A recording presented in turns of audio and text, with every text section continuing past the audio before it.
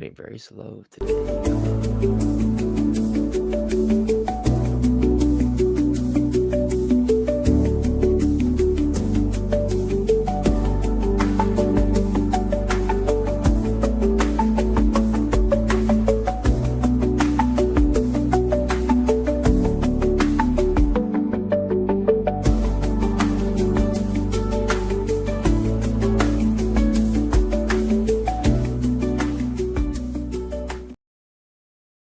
Thank the Force, Star Wars news, and that's alive today, tonight, whatever time it is, wherever you are watching or listening. What a day in Star Wars! What a couple days it's been, because I feel like we just got hit with all the news, but all at once today.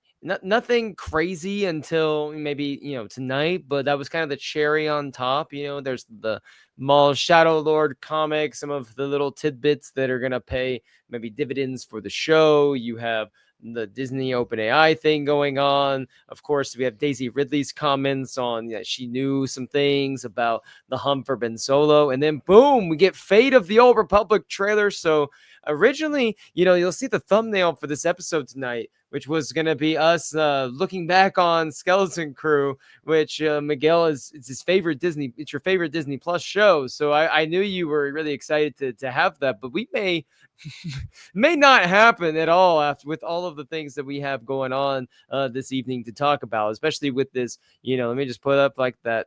From the Game Awards there, like boom, Fate of the Old Republic, which was, quite a banger for a lot of Star Wars fans to see. But Miguel, how are you doing on this Thursday? Been a couple of weeks since we've chatted. I'm excited to talk about Skeleton Crew, it's gonna be an all Skeleton Crew night, I assume. So are you Which, most I looking mean, we forward to have talking about? both of us have enough Skeleton Crew information in our heads to talk about for an hour, so it's good that there's nothing else to discuss. I was actually thinking about doing just a 24-hour live stream only on Right. Skeleton Crew, spending about 3 to 4 hours per episode, and then the last few hours of the day just kind of diving into what we think will happen in the inevitable season 2. Right, yeah. Thankfully that is not happening. Yeah. It is remarkable that in the universe that we live in and where my brain is at, I forgot completely that Skeleton Crew did come out last year. Like that was just a thought that did not cross my mind until you're like, well, we could always talk about, Skeleton Crew. It's been a year. I'm like, I guess that was last year. And it's funny when you think about a Star Wars show, but that's where we are right now in the world of streaming, where in my opinion. But here we go. Miguel, we got Daisy Ridley giving comments on the Humber Ben Solo. We have some Maul Shadow Lord tidbits. There is some of the Disney AI stuff we're going to talk about, but are you down to just kind of go with the big guns here early on, talk about Fate of the Old Republic and the trailer that was dropped at the Game Awards show? Sure. Okay. Yeah, that's it. So this is going to be really exciting because Miguel and I know nothing about these games. So we're not experts, which might make this more fun because we're just going in this blind. Like we're going in blind, and I'm someone that, I don't necessarily, I hate saying like don't have time for video games because it makes me sound like I'm someone that looks down on like gamers and stuff, which is not, it's just not the case at all. It's just in the priorities that I have, I might prioritize going to the movies and or doing something else for my entertainment instead of play video games. But I will play some of the bigger games that get dropped in the Star Wars world. Like I enjoy sports games, but then anytime there's a massive Star Wars game, I do like to try to dive in. And I think considering that I say that I haven't played Jedi Survivor, but that's mainly because of like the PS5. Like I just need to buy a PS5. But right when that came out, all these things, I was saving up and buying an engagement ring, and then I went immediately into saving up for a wedding. So maybe my treat to myself once I'm married, like next summer, is what maybe this will be my graduation treat, Miguel. When I graduate, get my master's next summer, I'll be like, you know what I deserve? a PS5 so I can sit and play Star Wars and not talk to my future wife at all. Like that might be something I honestly should buy for myself. I think she will appreciate it. Yeah. She probably would actually. We were talking the other day and she goes, I can't wait to talk about like the ways that we'll be able to, spend some alone time to, whenever we get because we're very different. I'm like the social, like I want to go do everything, talk to everyone. I see someone, I'm like, oh, we're gonna hang out. She is very social and an extrovert, but she really prioritizes that alone time way more than I do. So maybe the PS5 will be exactly what our marriage will need to really thrive into the future. I think you should write this down for the future you. Future me. Actually, I might just send her a text right now and just say, Yeah. "You decided that on Star Wars News Net Live that the number one thing to secure, a foundational, like peaceful marriage for us in the first few months is me, getting this PS5 to catch up on Star Wars video games." Yeah. So I also have not played Jedi Survivor, even though it's sitting on my shelf, and that's mainly because I still have not beat Jedi Fallen Order. So that's my level of game expertise that I bring to the show. I have beat like 2 levels of So Star Wars, I've like beaten Fallen Order, so I've got one up on you. yeah, yeah. I beat like 2 levels of the Lego Skywalker Saga video game, and I am satisfied with that. Yeah, that game was. I'm not gonna say it's a disappointment. It's not a disappointment Oh, at all. really? It's like, uh, do what? Second. Yeah. Oh, so I'm not gonna say it was like a disappointment because it is really cool that you have everything there, like in one game. But personally, it felt like each movie is a little bit condensed. It's a little shorter because they have like all of these different movies they're funneling in.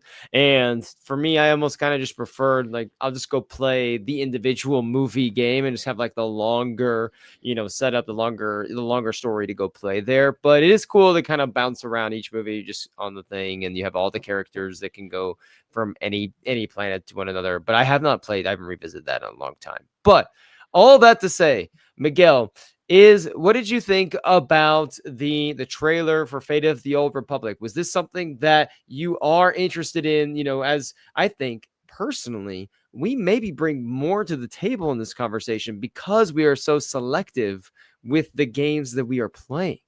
Does this maybe feel like it's going to fit the criteria of a selective choice Miguel game? I like your optimism about this. So yeah, I mean, obviously this the game looks gorgeous. First of all, at least the 90 seconds that they showed. Um, which I mean, not that that matters, but it's still a factor, and I mean, this being a major game that will be probably be released in a few years. It's always good to keep in mind that they are keeping the. I mean, this shot is like just amazing.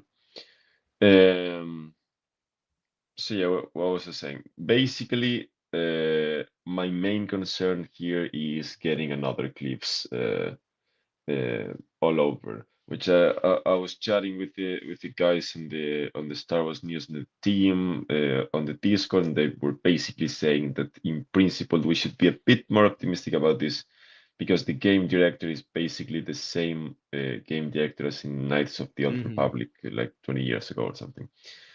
So okay, I mean that's always good to keep in mind.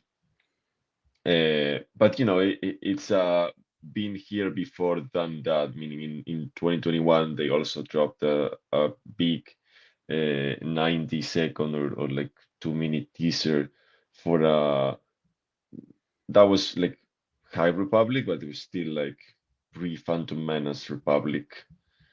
Um, that looked very cool, and we're still waiting to hear if it's gonna come out within the next 10 years or so. So we're again at the Game Awards. We have an Old Republic game announcement. Looks pretty cool. Um, what's the status of this 2 years from now? That's I understand that games take a very long time to develop, but we're gonna be very excited for this for a week, and then we're gonna forget about this for another 18 months because there's just not gonna be news until they start Mm, uh, actually finalizing the game. hmm So that's fine. But in I. terms of the actual teaser, Mhm. I'm on board.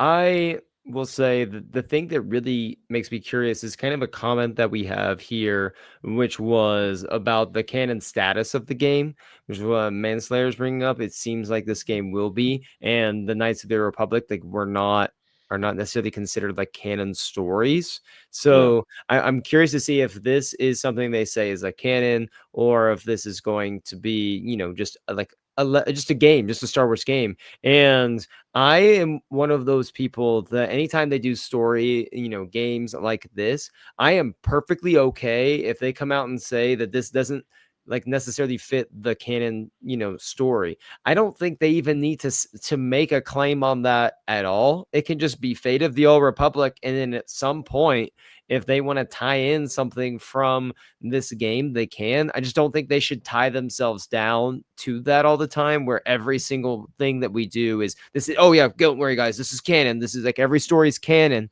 Because I think that that almost hinders them a little bit.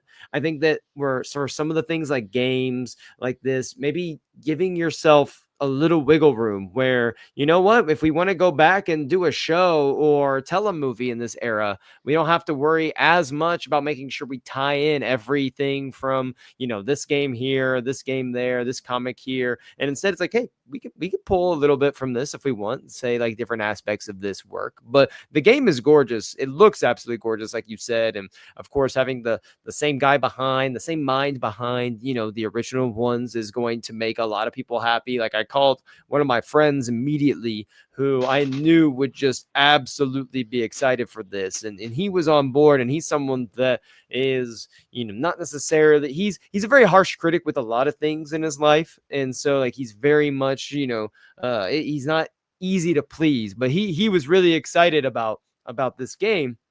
And I think that's what the general consensus from Star Wars fans is going to be when they hear about this. But like anything that I feel like is tied to the Old Republic, and everyone kind of goes to the Knights of the Old Republic as being, this gemstone of a game, and like, what Star Wars games should aspire to be in a lot of aspects. So they are, they're playing with fire a little bit if you're gonna say this is like a sequel, or I think a spiritual successor was the term that was thrown out. So you want to make sure you get this thing right. But like you said, we're probably gonna forget all about this in a week, and then, in a year and a half, maybe like a 2027, Star Wars celebration timeline of we get some real big chunky news from this, and like it's going to come out soon after, soon before, something like that. Because I feel like it'll take, they're dropping this, like you said, take a couple years. Seems like that timeline might fit, possibly maybe by the end of the year that year. Yeah, I mean, I'm wondering like how much the excitement that surrounded both Eclipse and the remake of Knights of the Old Republic, and how both of those have basically like not been very active in the past 3 or 4 years. I think that the announcements were very close to each other, and we're still waiting to know not when they're gonna come out, like, but Hmm. if they're gonna come out. And Right. so I think that that might have motivated Lucasfilm to look elsewhere and start developing something else in the same timeline, because they must know that this is a subset of the IP, or a timeline that everyone is interested in, and Hmm. that they can actually start mining. In terms of the canon of it all, I mean, I don't think that it will matter much in the end. I mean, unless this is like a galaxy bending event that the game describes. If this is just an adventure, okay, it has like some relatively large stakes, but it's not, you know, uh, a before and an after in terms of the galactic timeline. The Old Republic is large enough in its timeline that they can actually get away with this being canon and just doing a show in the Old Republic that does not acknowledge this game at all. Like they can Hmm. set a series like 200 years before or after this game, Right. and they still have, you know, thousands of years that they can cover in other media. Mhm. So I think that it's cool that it's canon, but like, what does it matter, Mhm. anyways? It's going to be fun to kind of get the little tidbits of the story as they come out, kind of learn, what truly does spiritual successor to this game, mean. And I think it's interesting that when you have the original creator here, and it seems like he started his own like gaming company from a little. I again, I'm not someone that's like a gamer, so I don't know all of these different gaming studios, but it looks like he started like his own gaming company here, and this is like their game. Like this is their big game that they have that they're working on.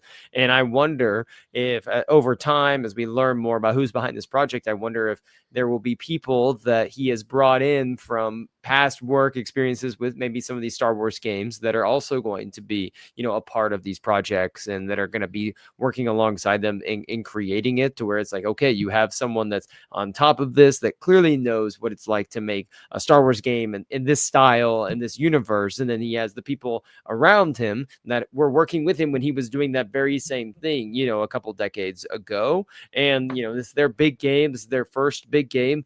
They clearly will want to make sure that this is, great, because this is something that could set that company up for success for a long time, or this is the thing that's going to derail them before they even get a chance to really get off the ground running. So I'm excited to kind of see. I think people in positions like that are more prone to take big swings and take risks in projects that they're working on.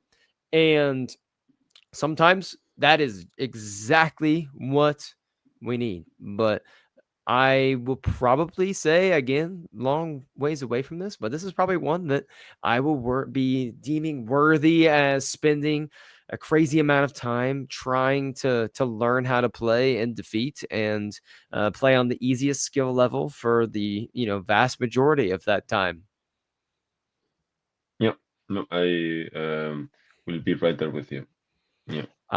What was it? Fallen Order. What are like? I think I played on Jedi Knight for the time I played the campaign, and so when I finished it, I decided to start over and do it again. I was like, I'll put it on Master just because why not challenge myself? And then I realized very quickly that I have no interest in challenging myself to that degree when I'm playing this type of video game. I'm like, nope. I want it to be at least challenging, but not to where I feel like it's impossible. I don't want to continue. Like, no thanks. I would like a challenge, but not too much.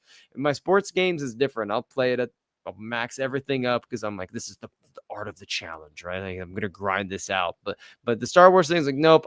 If I want to force push someone, I want to force push someone without having to worry about my entire life force draining to be able to before I can push, force push someone again.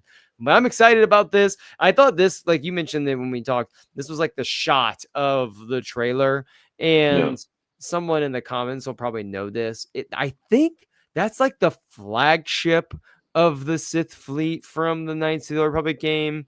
Like Malgus, like the same ship, like the same one. So maybe there's some sort of remnant that like the ship, and there's something in there that they need. Is this so that the same sequence is there? I thought I was like, is there someone inside there that they're scared of that survived, is healing? I don't know, but it's gonna be fun to hear people speculate for the next few years. Yeah. Like, I look forward to the next set of reveals, which will hopefully come out sooner Mhm. rather than later. You mentioned like Eclipse and the Knights of the Old Republic remake that's going on. But I think this is maybe is a little bit different because at least like with Eclipse, there's a lot of drama, there's a lot of negativity, there's a lot of discord that was going on, with leadership and with the situation there. And there was just a whole mess that was going on. And so there's a lot of reshuffling and a lot of things that were going on that I don't think created the best environment for that game to really move forward as efficiently as it could have. I have nothing to say on the Knights of the Old Republic remake, but at least with this game, it feels like this is the project. This is the only project, and we are moving forward with this, no matter what. So if anything, that might be something that Star Wars fans can be excited about. Yeah, I mean, nothing to add, honestly. Like, I'm a bit disappointed that the eclipse was just basically something to sell the Mhm. company. But yeah, I don't know, hopefully that one day that the trailer will pay off, and if not, Mhm. it will be another Star Wars legend, I guess. Oh, we can do a whole pod about the Star Wars that never warred. Yeah, that'd be a good Yeah, one. But Eclipse, that trailer was good. I thought that was a pretty cool trailer for yeah. what it's worth. No, I completely agree. So let's Yeah. go ahead and pivot here and keep the. Okay, never mind. I was gonna say keep the positive things going, but this just kind of pisses me off. But so Daisy Ridley, she gave her little spiel about how she did hear, the rumblings. Let me just put. I just love this picture of Ray. It's like Force Awakens vibes. We got Force Awakens 10-year anniversary coming up in a week. Let's put a picture of Force Awakens Ray up there. And so Daisy, said that she knows people on the crew. She has friends. Like she knew she heard rumblings, that this was going on. She had a better idea. And it just goes to show you that a lot of people knew about this and were hearing about this project. And the fact that she knew, I am sure, this is me putting on my tinfoil hat. I don't know if it was just the crew on the set, or like they're getting ready for this production timeline. These people are like, "Hey, Daisy, like guess what we're working on." I I just can't help but think it's gonna be a little bit bigger than that. There was a little bit more going on here than that we are really aware of, and my conspiracy theory is that all of this is going on. It gets shot down. There's things happening while she's on the stage at Celebration, and that's why all this Ray movies nonsense with the rewrites, the new writers, all of this has kind of been put on hold and put on the back burner because something to do with that story either had to do directly with the hunt for Ben Solo and what was going on there. And we've had to kind of rethink, our whole process and situation going on. Maybe not, but interesting to say, interesting to talk about because the hunt for Ben Solo is, in my opinion, one of the most shocking, just crazy stories in Star Wars for for a long time, honestly. I agree. Yeah. Um, on the Daisy part, I'm still not convinced that this was simply yeah, I talked to Adam once every 8 months, and he actually mentioned this the last time we spoke, or something like that, like yeah, I'm friends with the production designer, and they mentioned, or simply I am on a Zoom call with Kathy Kennedy every 3 months to discuss the Ray movie, and she happened to mention this. I'm not convinced that she was gonna be a part of this. Mm-hmm. Um, I know that there's a very easy tinfoil hat conspiracy theory here, and she was involved all along. I'm not convinced either way, to be honest. Mm-hmm. I know it's like a low-hanging fruit, but I But don't it's one of think that. those where you're sitting there going, like, if there is a hunt for Ben Solo, he's alive, he's gonna return. Like, how is she not at least in the realm of that story? Like, just somewhere circling that story. It would just be so weird. We talked about this, I think, like a month ago, that the two of them they just feel like a package deal in a lot of ways at this point. Yeah, but like we never actually knew what the Hunt for Ben Solo was about. Because Right. like maybe this movie was just Ben Solo trying to come back to the living for 2/3 of the movie, and the third act he actually does. So if he comes back towards the end of the movie, I don't see why. Like I actually think that Ray would be an awkward fit. But if he comes back like in the first act, and spends the, I don't know, next two acts of the movie trying to make up for the all of the mistakes, and or planets that he killed, then okay, then maybe I Mhm. can start buying into some larger plot with the New Mhm. Republic and the uh, you know uh, some Rey trying to set up the new Jedi Order elsewhere, and therefore there'll be a connection there.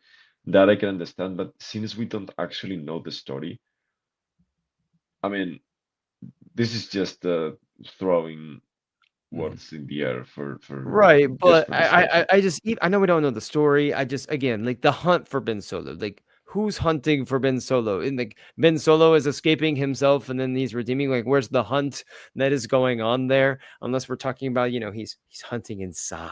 Like it's all about this inner I mean, journey. Like it's just weird that if Ben's going to return and be alive, that Ray is not a part of that story. Again, like, and she may not have been like really involved in that movie. But then it's like if Ray is getting her own movie and that's something that's being like worked on and planned and they have ideas for, and they also are thinking like, hey, this Hunt for Ben Solo movie is going to go down and we're doing this. Like it's weird that you wouldn't at least have some sort of connection between the two of them at some point. Like it's that's just a little bit too much for me to think.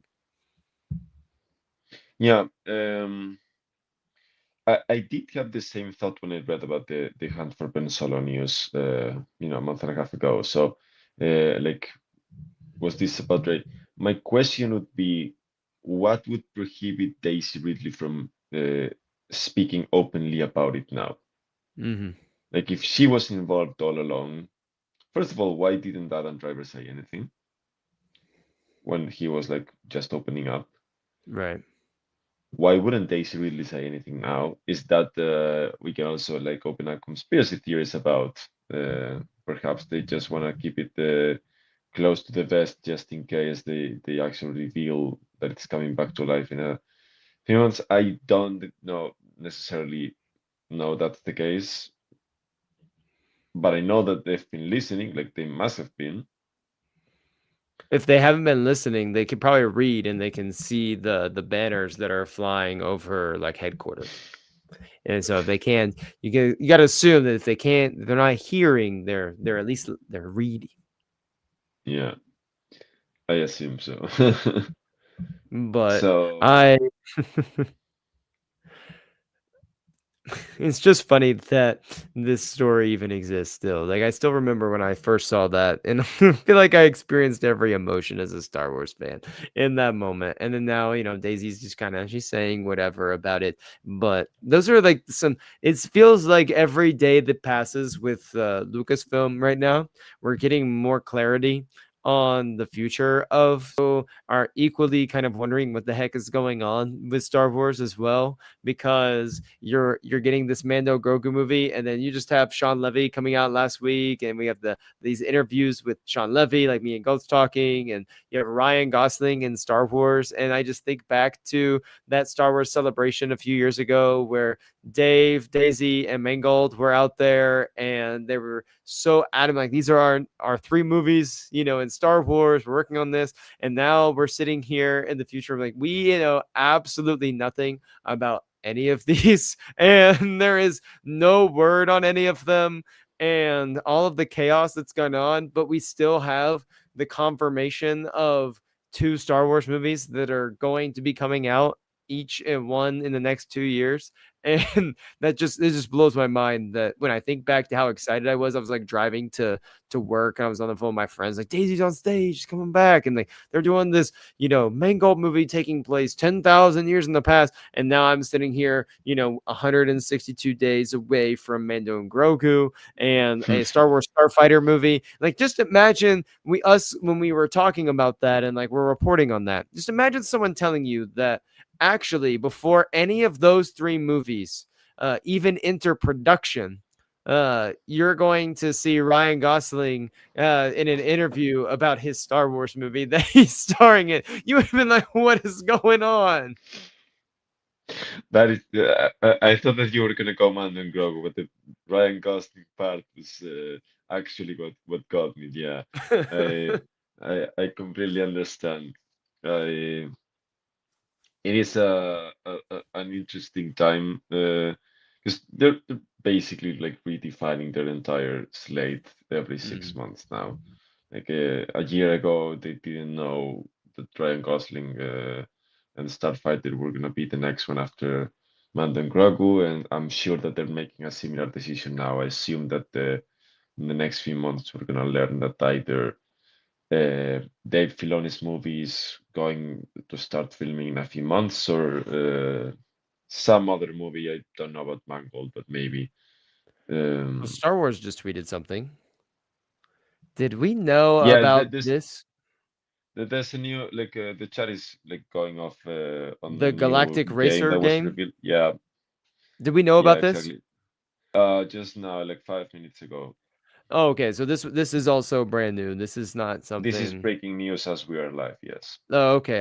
I did not know. I was like, is this something we should already like know about? Like something. Okay, Yeah. it's like a just a racing game. That'd be fun. Oh my gosh. A racing high stakes racing adventure coming in 2026. Star Wars Galactic Racer. With the Empire gone and the galaxy rebuilding, the Galactic League is formed, an underground race scene where syndicates bankroll chaos and champions are forged. That's cool. That So could be it's coming fun. out next year, Yeah. PS5, Xbox, and PC. Like there were rumors about this game a few days ago, I think, if not hours even. Um, I honestly expected this to be like a maybe not a mobile game, but something similar to that. Mhm. And the fact that it's not only coming out on PS5, but like actually next year, when we already have a game scheduled for major consoles. I'm impressed. Okay. I wonder, will this game be what they're telling me that it is, or will this be like another Squadrons game where I I've, you assume know what I that, mean? yeah, Hmm. yeah. But let's see. I have not seen the trailer, of course. So there's like I that still Squadrons game was so disappointing because if when I when you did you play it? Did you ever no. play it? Okay, so I got it because I really thought it was going to be like the ships like that space battles that I've always wanted to play like in Star Wars, and it was from the standpoint of you had so much control. It looked beautiful. I could fly around exactly how I wanted to and take more command of everything, but it was the most limited game like ever. There was no the story component were these lame like missions that you were, kind of doing, and then the like modes like online modes where you would take on people. It was just so limited. There was only like a couple places you could go, a couple battles, and then like it would glitch so much where you couldn't even end the battle, and like if you keep doing what they tell you to do and nothing happens, and it was so disappointing because I bought that one really excited, and I actually really loved playing it at first because I felt like, oh, this is gonna be great. Then I realized that there was nothing more like to it, and then they never really expanded on it or anything, so it was just kind of a dud. So I hope this one isn't a dud because I feel like everyone loves a good racing game. Star Wars fans been saying like get some sort of like racing game in Star Wars for a long time, since there's like that old like early 2000s like pod racing game that was on like the PS2 that I remember playing as a kid. I think I still have it downloaded in my PS4, but that was like Pod Racer Revenge, I think is what it was called. That one was fun, and if there was something similar to that, I think it'd be a pretty big hit if it's, of Yeah, I course, mean, it's good. there was this VR game that came out just a few months ago, I think. I think they were advertising this during Celebration, and just came out in August or September. It was like just a 2 hour game for like a VR headset. Um, I I mean, I don't know. I imagine that this will be a bit different. I mean, coming for PS5 and so on. But let's see. Mhm. I will give my honest opinion after I see the trailer, which will probably be after the show. So Yeah, yeah. for sure. But so you were saying before with that, I got you with the Ryan Gosling bit. So if someone told me years ago that like the Mandalorian and Grogu would be a movie, like I don't think I would have really scoffed too much at that. I think I would have been fairly excited about it under the right circumstances because there are a lot Yeah. of shows that do transition to the big screen. And No, I mean, especially after like season 2 of The Mandalorian, you could make it after that season. You could have made a case to be like, oh, like they're gonna take that story now and put it in theaters and tell something else. I think that it's just the way that it happened, as it feels Yeah. like this desperate act to get something onto the big screen into theaters is why maybe some people have that sour taste in their mouth or aren't really looking forward to it right now. Yeah, I mean, my what I thought that you were gonna say was mostly that not that it is becoming a movie, which I mean, it was probably like inevitable at some point that the Mando was gonna be on the big screen. I mean, we are having supposedly the Filones movie, so I assume that he would be a main character in that story Hmm. or one of the, and so it's not entirely out of base that or unimaginable that there would be a Mandalorian movie. Right. It's just the fact that in 2023 we were told that these are the next three stories we're getting, and Yep. just less than a year after, scrap that, we're doing the Mando Graco movie and start shooting in like 5 months. Right. Which I mean, it's for Lucasfilm standards, I guess it wasn't like the craziest thing that they've done, but it was still like. Make up your minds. I know this Hmm. was because of the strike, and I know this was because the Daisy Ridley movie was going through development hell, and the other two were not ready, and they needed a movie so that Bob Iger Right. could actually stand in front of the board. But I I remember when it was announced, and I think this random story that came out on like a Tuesday afternoon, it and was because I literally a was Tuesday, yeah, January yeah, 12th, I was in the middle of teaching a lesson, or and 9th, then or something like I that. yeah, I like glanced at my phone real quick, and I see a few texts from like Luke, and then I saw like the Star Wars Newsnet Discord was going, and I'm sitting there going, wait, what? Like what's going on? And then Yeah, it was one of those where I didn't even necessarily you know believe it either at first. I thought like this am I sure? And then once I saw we posted something, I'm like, I guess this is real. And then I had that same reaction of okay, excitement, but also just a like this is what we're doing now. But wait, hold on. I mean, Manslayer, is this real? Is this are you messing with me right he's now? apparently in the trailer, yeah, He is? yeah, Oh, I'm buying this game right now. Like, just send me the link right now. Anything that such ties an easy back sell. to to the Phantom Menace, anything that gives me something with the Phantom Menace, like, I'm all in. Like, he always wins. That's my guy. I've been a Sebulba stan since day one. That punk Skywalker kid just took away his shot at glory. I always envisioned that he was a down on his luck racer at that point, just trying to reclaim the old magic. And now, years later, 2026, 27 years later, after the movie, we're finally going to get old Sebulba's redemption arc as he reclaims his place atop the racer hierarchy of the galaxy. This is going to be the greatest video game story of our lives, confirmed. I'm guaranteeing it. He's probably in it for like one scene. It's going to be the best part of the game. I I guarantee don't know. you're going to Maybe walk he's even away. the protagonist. I don't know. I haven't seen the trailer. He's gonna I'm just be. messing with you. I'm pro Sebulba. That's right, pro Sebulba over here. He was robbed. He was robbed. I love the pod racing scene so much.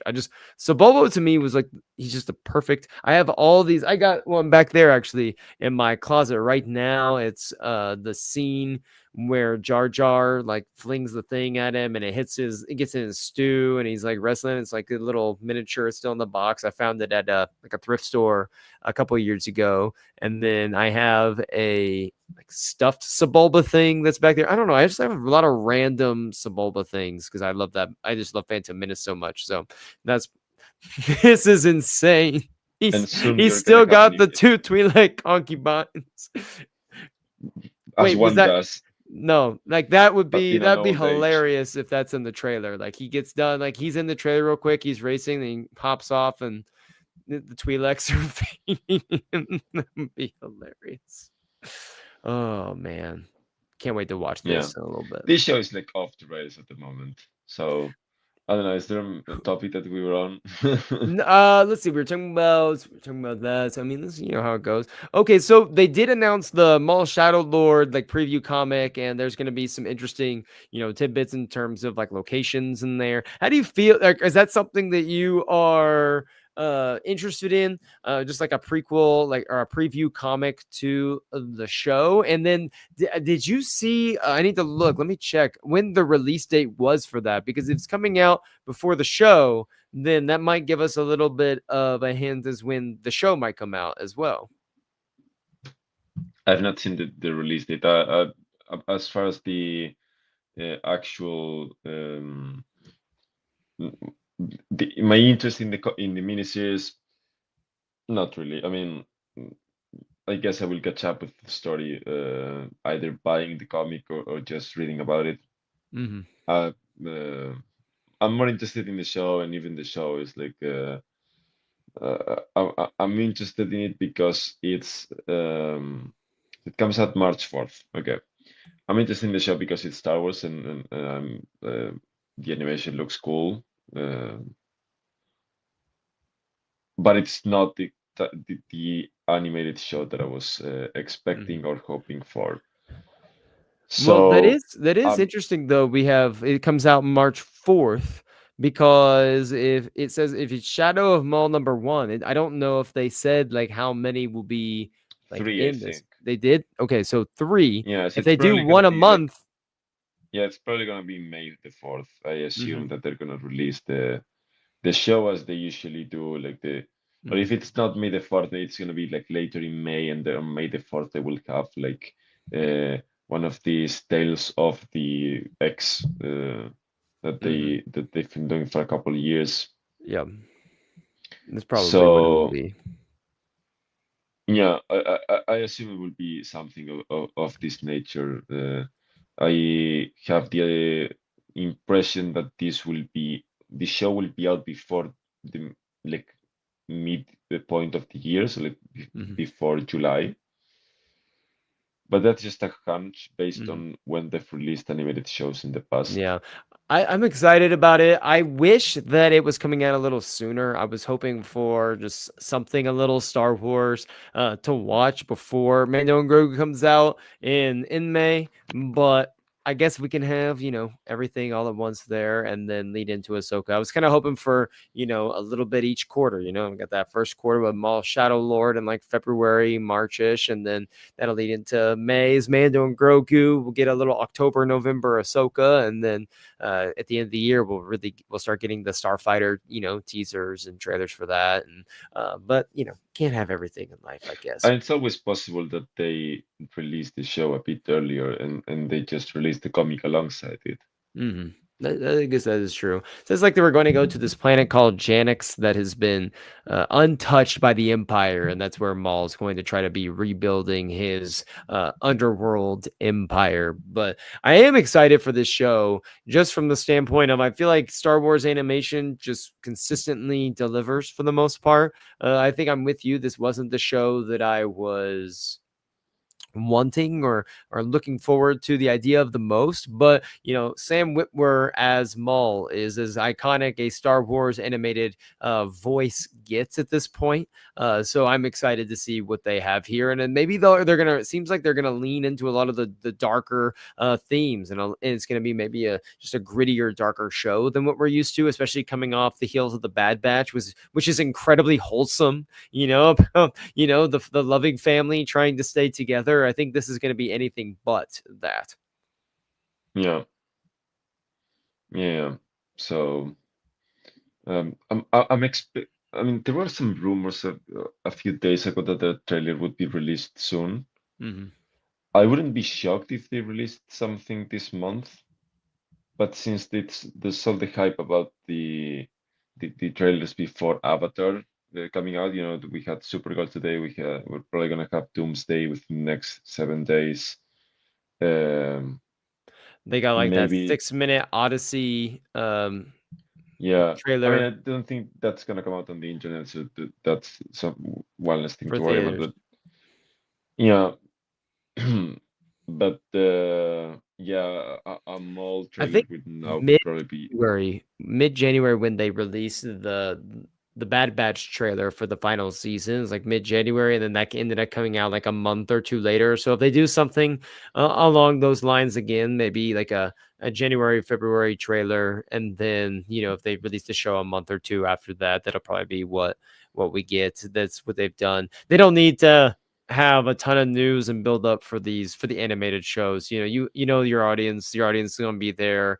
You want a little word of mouth there, but I'm really curious to see, is this going to be a show that has like a multi-season run? Like, is this going to be, Mall Shadow Lord season one? We have Mall Shadow Lord season two, season three. But I'm curious, like, how much meat is left on the bone here, because we do get, we know the end of Maul's story. We know where he's at in Rebels. We've had a lot of him in the Clone Wars, and there's numerous comics about Maul as well. Like, is this a show that they're able to get multiple seasons out of? And if not, when is a good time for them to announce like the next Star Wars animated show that's going to come after? But I'm curious, what do you think? Do you think this is like a one and done season for Maul, or you think this is something they're like, all right, here we go, we have two seasons? I mean, I do think that there's a decent chance we will get a second season, just because I think we were having the same questions about Bad Batch. Not because we've seen so much Bad Batch, but because this just feels like they are buying out time until they figure out what to do next after Clone Wars. And they're Mm-hmm. gonna release one season of this, and it's gonna be that. And it was not it was like more three seasons, and it was like what the first season came out in 2021, and yeah, and we finished 2024 or 2025, right? Mm-hmm. So we finished this year. It was still a few years, so I do think that there's a good chance we will get another season. Um, but it all depends on what the story is, and we still don't know the story because I have seen the trailer of the celebration. Oh, Most thanks of you the for reminding public, me. no, what I mean is that most of the public has not, and they have not released a full i'm synopsis about it. i And I'm most of the public. yeah, I'm sadly one of the and plebeians over the here.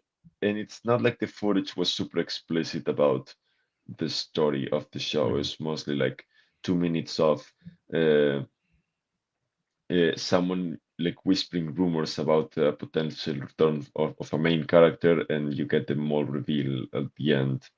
Because at the time, like they showed the trailer before they revealed the title of the show, and so the trailer played as the actual reveal of what the show will be. Mm, Manslayer says the story is he faces Vader and gets the hell out of there with his tail between his legs. yeah, it's not about the. I mean, there's supposedly training of a young Mm-hmm. Twi'lek, Mm-hmm. which is like taken out of Legends, but I don't have many details on that. Okay. I wish I just want to be there and watch some of, at least I just want to be at one Star Wars Celebration panel where a trailer for something is released, and I can be one of the chosen that got to witness something before the general public get to witness it 10 years later. But hopefully 2027 will be my year for Star Wars Celebration. That's the goal right now, is to be able to go over there for that one. I was excited though because they have been slowly dropping some Orlando's big convention is MegaCon, and so they've been dropping some of the guests for that. And then they obviously, Ashley Eckstein goes to MegaCon every year in Orlando. She lives here, like of course she's going to be there. They announcing her was no big deal. And then they did a Clone Wars reunion panel a couple 2 years ago with Matt Lantern, James Arnold Taylor, and D. Bradley Baker. And Lantern, Arnold Taylor are coming back as well. But then I was really excited to see Catherine Tabor and Nika Futerman are also going to be there, the voices of Padme and Asajj Ventress, who I've never actually had the pleasure of listening to or asking a question, or hearing them talk about the show. So I'm actually really excited for those two to be there and I'm hoping to bring some Clone Wars merch for the group to sign. I was excited about that. I feel like Padme is one of those characters that there's a lot of Padme stories, and I just feel like so many of them are not done very well. And like the Padme trilogy, I thought was incredibly disappointing. Some of the comics she's appeared in, I felt like just were disappointing. I don't, I don't love like where the trajectory of her story goes in Revenge of the Sith. There's so many great, I think, deleted scenes that are. It seems like all of her best moments in Attack of the Clones were like these deleted scenes that would have added a lot more to the story. And so in Clone Wars, it felt like as the show kept going on, she kept getting pushed more and more to the side, which was kind of frustrating as someone who really enjoys the character. And once more, so I would almost be curious to hear if she has thoughts on any of that after all of this. But I'm excited. I'm looking forward to. I always love it when they get the different crews back together to sit around and answer questions. I mean, it's not an easy character to write, to be honest, because This it's is like true. you get a good you can have a good description of the character, but it's not easy to set up the right scenarios for to display her character Mm, skills and actually make it meaningful in that you're not either repeating what the movies did or mm, uh, overshadowing it. hmm. So I understand. I understand the frustration, but also the complications of writing No, that character. yeah, that makes sense. But I'm excited nonetheless. But how many celebrations have you been to? You went to the last one. So this one was the third one. So 2025 was the third one. Hmm. Yeah, it was also my favorite one, to be honest. Really? Yeah, but because I was lucky enough to be able to access some of the main panels and skip many of the lines, and that was the main pain of the last couple celebrations. So it was just a lot of waiting around, Oh, okay. and it's very frustrating. That part is very frustrating. I mean, the longest queue I had to endure this year was for the store, and even that I got like so to access the store you get like this pass that you can apply for, and it's randomly assigned, and I got it for a specific time, so like a time slot, and like the line for people who didn't have it was just like enormous. Like it was Hmm. literally maybe 92 minutes to 2 hours of just waiting to access the store, and I had to wait, at least an hour to pay for one t-shirt. And, I was surrounded by people, with mountains of merchandising like in their hands, and you know, So to what you're fill in saying the is this will be perfect for someone like me who lives here in Orlando, who is battle hardened by waiting in theme park lines quite, fairly often enough. Like I am built for this. I'm built for standing in I line mean, for hours for 5 minutes of pleasure, or less. it's not the waiting that I mind, it's the wasting of the time of the day. Yeah. Like, what else could I be doing at celebration other than waiting in line to pay for my one t-shirt? When like because There and the has to be line a was so better long system. because everyone is getting, like, instead of one t-shirt they're getting 20 plus 20 figures plus 20 plushes plus and so on. Like everyone is getting their bank accounts drawn out at this convention, and that's stopping the line. Like Yeah. I was actually picturing the organizers just setting up a fast line for people purchasing 3 items or fewer. Like Okay. that's just an easy fix, and because there was none of that, I had to wait for at least an hour. And my girlfriend was What there, if and, we and we start a campaign right now and it's just the single T line. If you just want a single t-shirt, like you come on through, Like you come on through and they give you a time. You got 5 minutes here. Here's your timer, and you go. They have a specific section that's just for t-shirts. You go in. I mean, You can only get one, and you got 5 minutes. You don't make it in your 5 minutes. Like you're done. It's over. Would you be able to operate under that pressure? um, yeah, but there was another problem, which was I wanted to buy two t-shirts, which was the one with the main logo of the celebration and the one with the key art. And I didn't buy the one with the key art because it was sold out 2 hours into the convention. Like I'm Mm, not kidding. Like probably sold out the afternoon before from people who bought it in advance. that's So wild. so I recently bought it in the online store, and it was more expensive. The shipping was more expensive than the actual T-shirt, and it's probably gonna get here like 2 months from now because it's traveling from Japan. So at least it will be worth it, I guess. You're gonna you're gonna wear this. You're gonna get this t-shirt. It's gonna be like the wrong size or something. It's not gonna fit at I did all. order one size larger, and I don't know if I made the right choice, but let's I see. can't wait to hear about this. Like you get it on, it's like this is the worst. This is the worst. I mean, it's a bit of a random choice because the London ones, I usually get the size large, and the London sizes were smaller than the same size in Anaheim and also in Japan. And the Japan size, I think, was a bit larger, and therefore, uh, I don't know, just the things that people want to hear about on a Thursday night, I guess. But um, last sizes of t-shirts. last thing, and then we'll get out of here. I do want to talk. We do want to talk about the a theatrical cut that's going to be released in a We couple need to years. talk about Skeleton Crew though, like for at least 5 minutes to honor the thumbnail.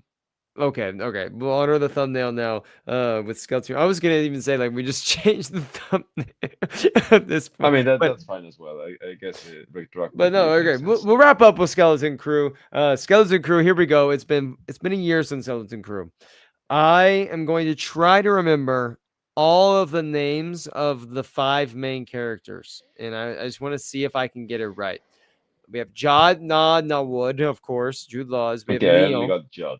Like I did Jod not remember the last name. I remember all of it because Janelle has never seen Skeleton Crew, like never watched. She doesn't watch any Star Wars really at all. Um, but when I got a Jod like action figure and she read the name on there, she's like Jod Nana, and then I started just saying Jod Nana. What? She just laughs every time. And she thinks this is so stupid. She thinks it's the stupidest name, but she likes it. But um, anyways, so She's got a point though. she got a point. But Jodnon Wood is Jude Law's character. You have Neil and Wim. I think it's Wim. Or is it Zim? It's not No, it's Zim. him. Okay, it's Wim. And then you have, yeah, there's like a V. Is it her name like V or something? I think it was KB, KB. Yeah, that's right. KB. And then I want to and I cannot say remember like the actual the, the girls. April. No, that's not right. No, I don't think that's right. Ava. What was No, it? Manslayer. What was her name? Oh man, this is gonna kill me if I don't remember her name. I'm blanking on it. Man. So we have John Wink. It was not Winky. Stop. It's not it Winky. was not. It's not Winky. Jod. We have In any case, Jod that should tell Neil. you all about our knowledge of Skeleton Crew 1 year after. What is your?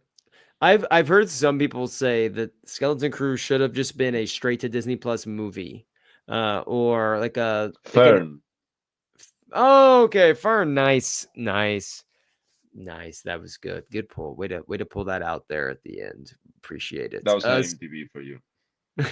Oh, okay. Um. I thought you Sorry, either go just ahead. I thought you just had a revelation all of a sudden. Uh, but no, I've seen some people say that they felt like Skeleton Crew should have been either like a theatrical, like movie, like holiday movie for Disney that came out, or if it, or just a straight to Disney Plus movie.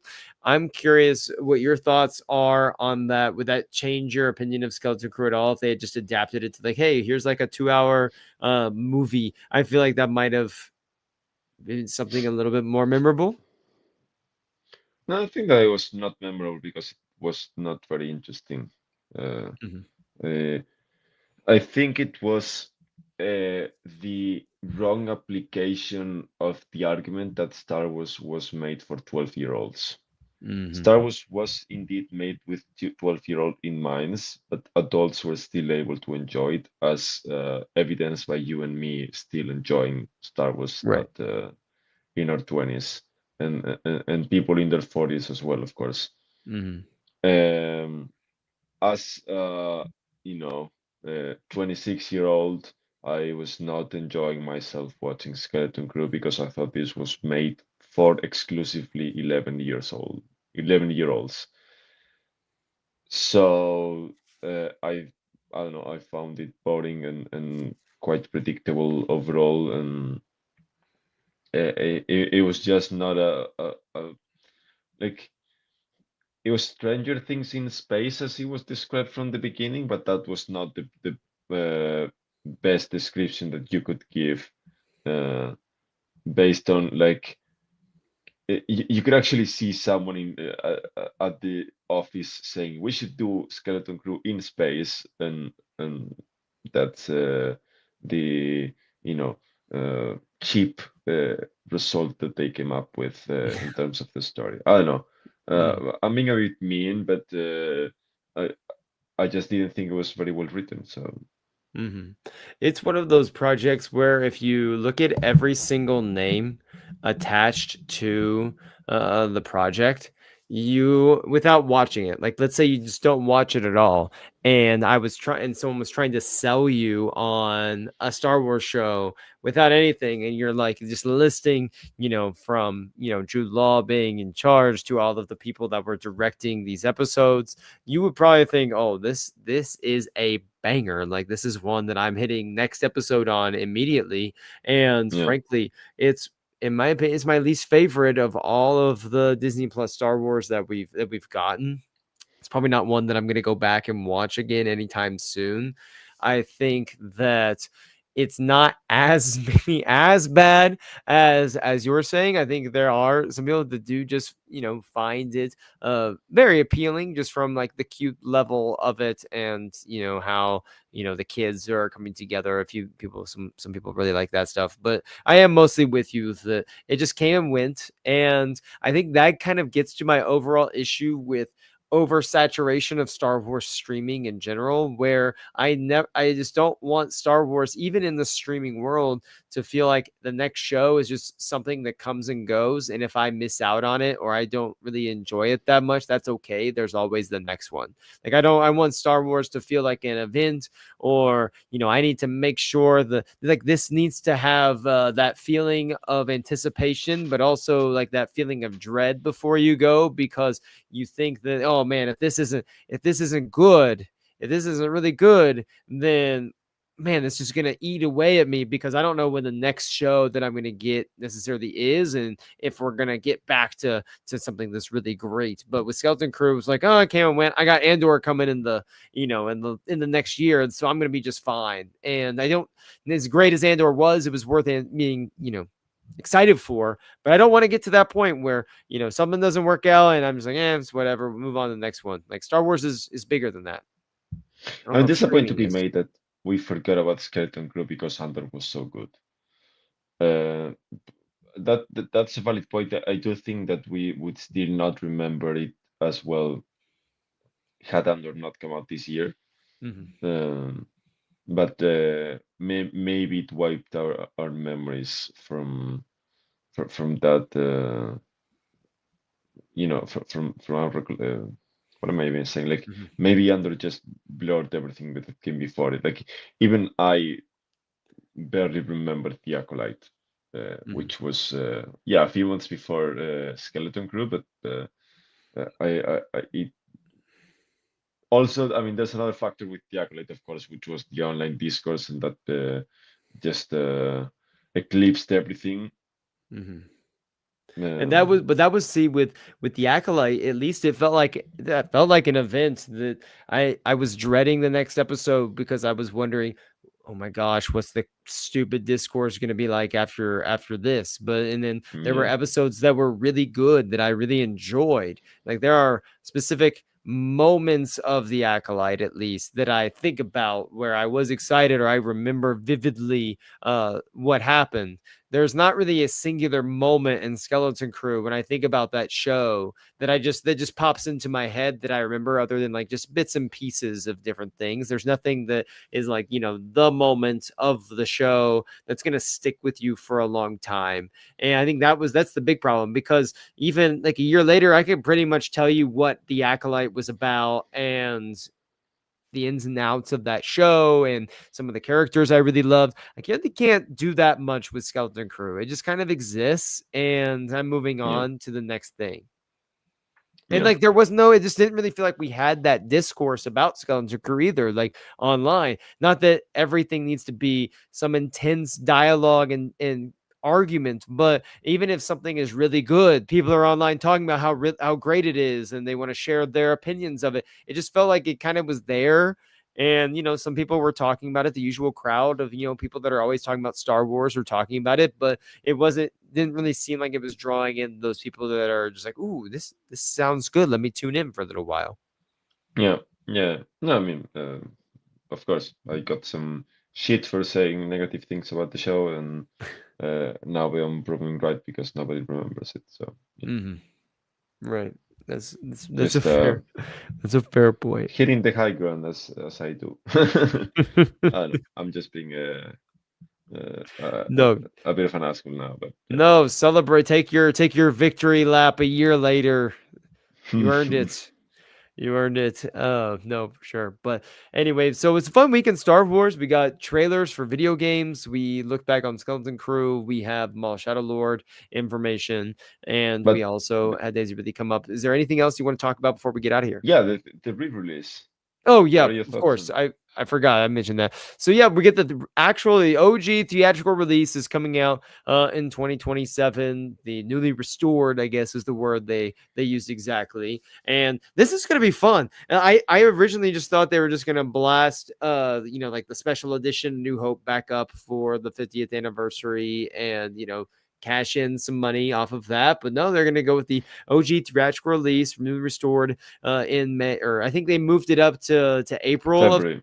February of 2027, so a little bit earlier, which is exciting. And we get not one, Miguel. If you had told me this year that post like I knew you were summer, gonna mention this.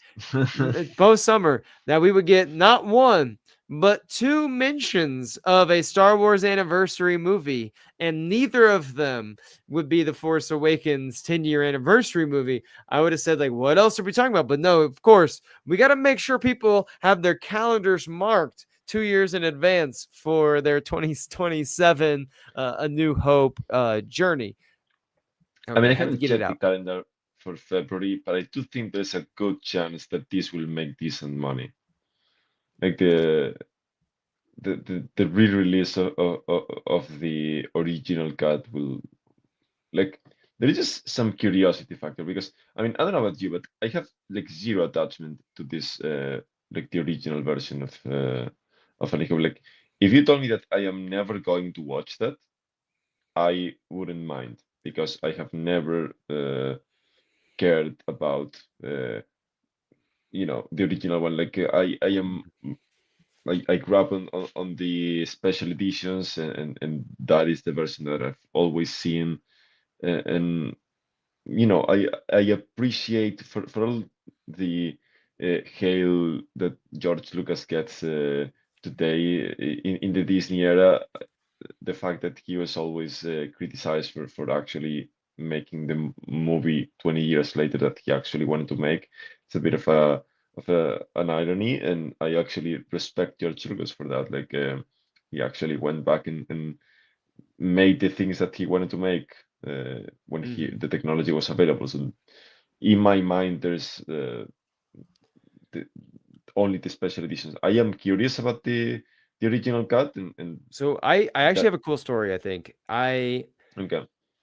I grew up, I remember vividly watching the special editions for like the first couple of times and knowing all the differences because I grew up, we had these old like just VHS tapes of the original trilogy, and we would just watch those on repeat all the time. I was watching them in my house. I'd take them over. I remember watching them at my grandma's house. I don't remember who owned them, if she owned them, and they were just there at her house, and we watched them there, and I would take them back and forth, or if my dad owned them. But I remember we watching those all the time as a kid, and then we putting on a DVD of the special editions, and then like just noticing, oh, that's different, oh, that's the new thing that they added in.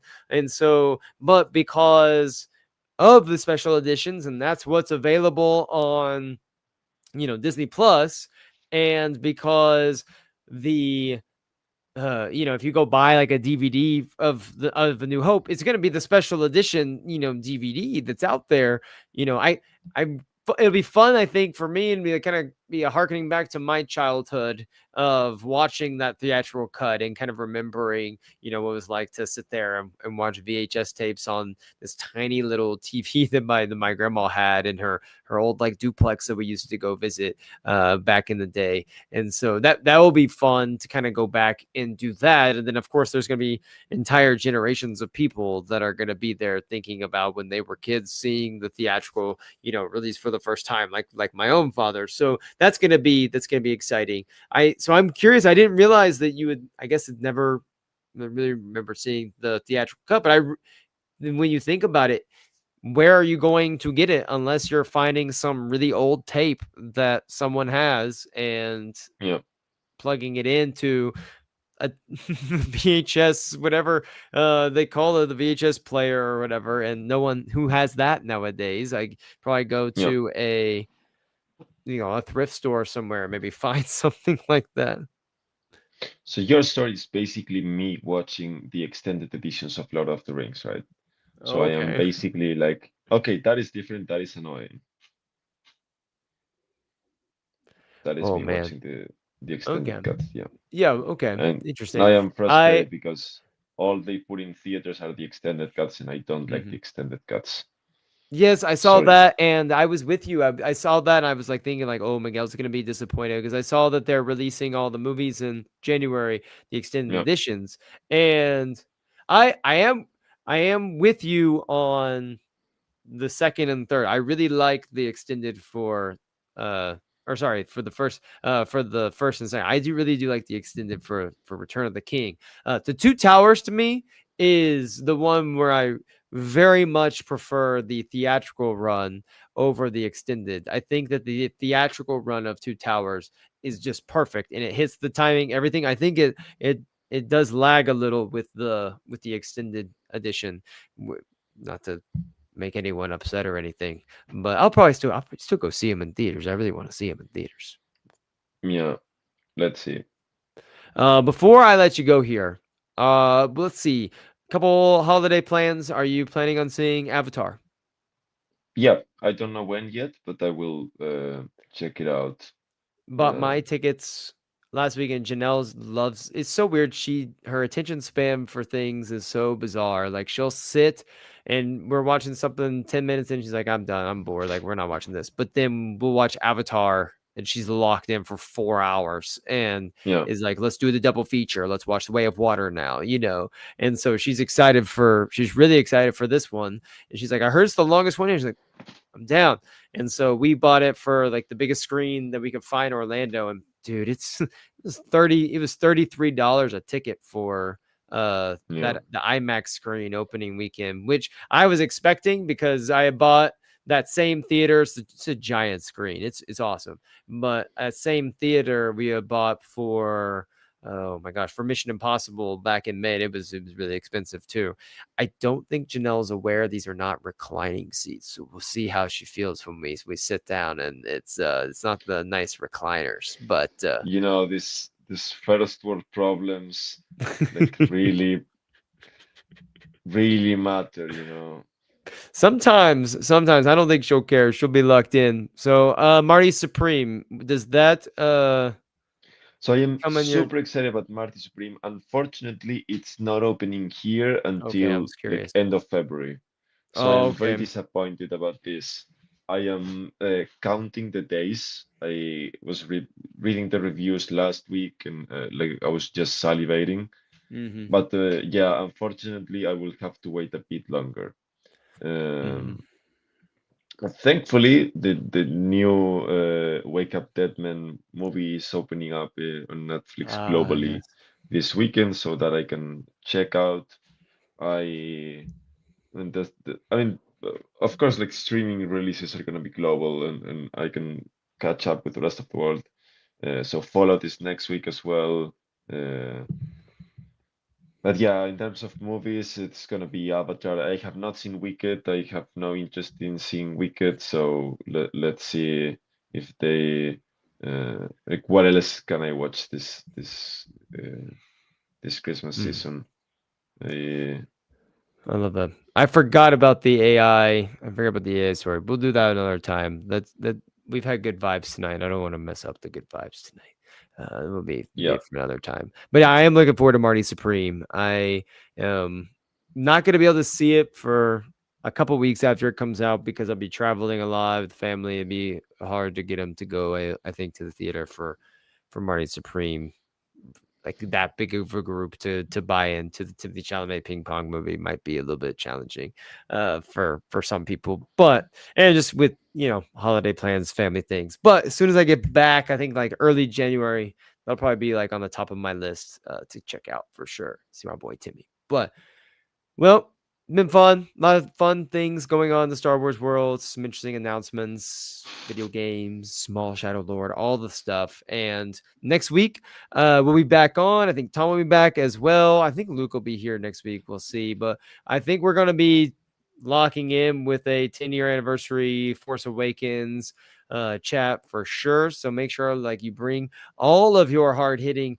Force Awakens takes in the chat. Make sure you bring everything you're excited about for that because Force Awakens 10-year anniversary pod next week, unless we get some crazy Star Wars thing that happens in the next week, which I doubt, but you never know. You never know. But Miguel, thanks for hopping on. Appreciate it yeah. as Thank you. always. For Light and Life, everyone remember we are all just cheering on Sebulba in this new Star Wars video game.